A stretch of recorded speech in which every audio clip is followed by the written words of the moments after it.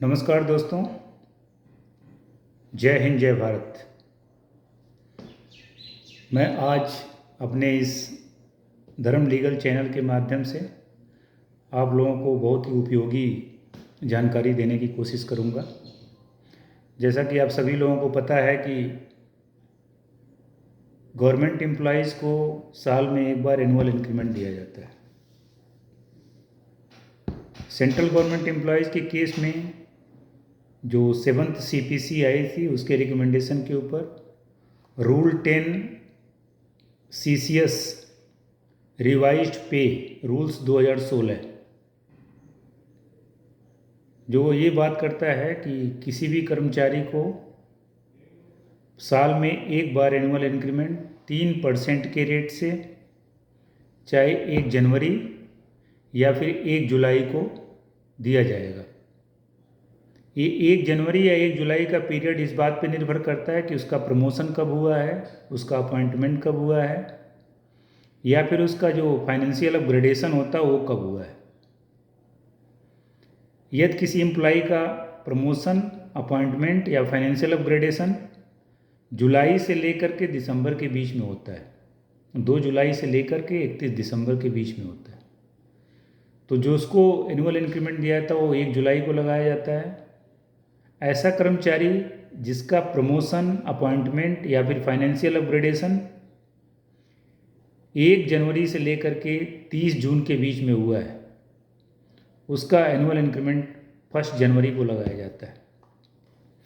अब केस एक ऐसा लेते हैं कि सपोज कोई कर्मचारी रिटायरमेंट जा रहा है और अनफॉर्चुनेटली उसका जो रिटायरमेंट पीरियड है वो 30 जून को फॉल कर रहा है, 30 जून को, या फिर 31 दिसंबर को फॉल कर रहा है, और नियम ये बोलता है कि आपको इंक्रीमेंट वाले दिन प्रेजेंट रहना पड़ेगा।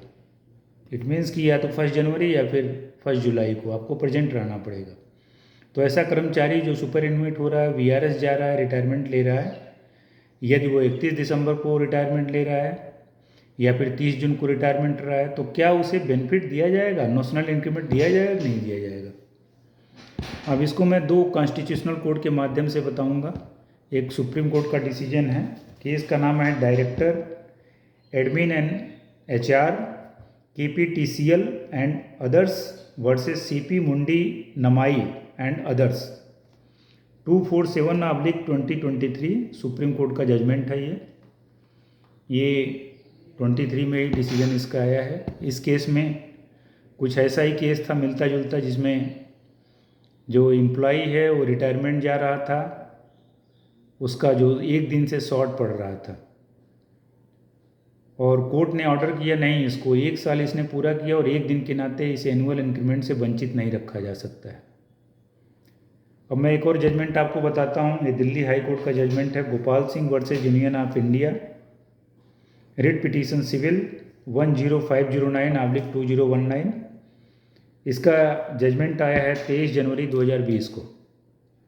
इस केस में दिल्ली हाई कोर्ट ने भी सिमिलर ऑर्डर दिया कि ऐसा कोई एम्प्लॉई है जिसने 1 साल पूरा कर लिया है, तो 1 दिन एनुअल इंक्रीमेंट डे के नाते, शॉर्ट पड़ने के नाते उसे वंचित नहीं किया जा सकता है,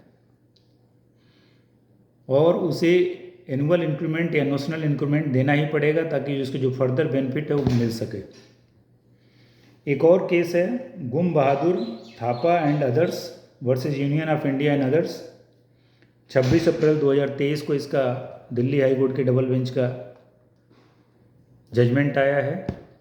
इसमें जो पिटिशनर होते हैं BSF के कर्मचारी होते हैं, बॉर्डर सिक्योरिटी फोर्स के, और वो उनका 1 दिन से शॉर्ट पड़ता है, उनको एनुअल इंक्रीमेंट नहीं दिया जाता है, 3% का इंक्रीमेंट नहीं मिलता है। एग्रीव्ड होने के नाते वो हाई कोर्ट ऑफ दिल्ली में चैलेंज करते हैं, और हाई कोर्ट ये बोलता है कि नहीं, ऐसा करना गलत है, और इस कर्मचारी को आपको 3% का एनुअल इंक्रीमेंट देना ही पड़ेगा, क्योंकि मात्र 1 दिन के नाते उसको वंचित नहीं किया जा सकता है। इसी प्रकार से चाहे वो राज्य का कर्मचारी हो, सभी जगह 7th CPC के रिकमेंडेशंस लागू हैं सारे स्टेट में तकरीबन, चाहे वो केंद्रीय कर्मचारी हो, चाहे वो डिफेंस का मेंबर हो, डिफेंस फोर्स का मेंबर हो, सभी को एनुअल इंक्रीमेंट दिया जाता है। अब 1 दिन किसी का शॉर्ट पड़ रहा है तो 1 दिन के नाते आपने देखा कि उसे वंचित नहीं किया जा सकता, उसे नॉशनल इंक्रीमेंट देना ही पड़ेगा। Thank you very much for giving me attention, for listening patiently. Thank you very much. जय हिंद, जय भारत.